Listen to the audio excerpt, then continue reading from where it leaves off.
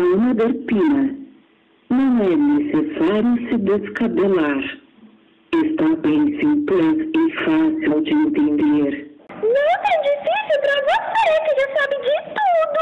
Veja, para você entender melhor, será necessário ver o que são oxítona, paroxítona e proparoxítona. Oxítona, quando a sílaba mais forte da palavra é a última sílaba. Exemplo, português. A sílaba mais forte é guês, ou seja, a última sílaba. Paroxítona é quando a sílaba mais forte da palavra é a penúltima sílaba. Exemplo, inconsistente.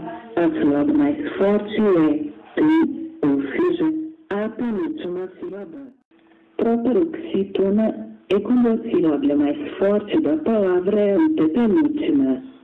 Exemplo, paralelepípedo. A sílaba pronunciada com mais força é pi, isto é, a antepenúltima. Agora sim! Entendi esse tal de oxítona, paroxítona e proparoxítona. Mas e as interações das palavras? Como ficou? A nova regra, os ditondos abertos e, oi, não serão mais acentuados em palavras paroxítonas. Como exemplo, as palavras assembleia, plateia, ideia, colmeia perdem o acento e ficarão assim: assembleia, plateia, ideia, colmeia. Então a minha ideia vai mudar! Diga, continuando. Não se acentuarão mais u tônicos fortes, formando hiato quando vierem depois de ditongo. Exemplo, baiuca, boiuna, fiura, filme, bocaiúva. Ficarão assim: baiuca, boiuna, fiura, filme, bocaiúva. Os hiatos u e não serão mais acentuados.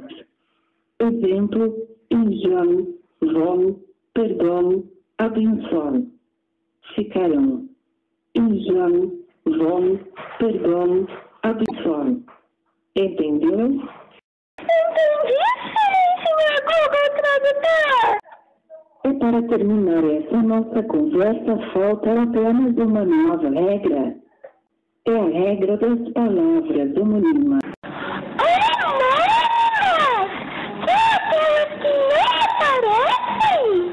Não, você está confundindo com as anônimas. As palavras homônimas são de grafia igual. São em sentido diferentes. Não existirá acento agudo, mas o acento diferencial. Veja o exemplo: para, pela, pelo. Mas há alguma dúvida? Você entendeu tudinho? Entendi sim! Nem é tão difícil assim. Só que eu tenho uma dúvida. Como é que se escreve Érica?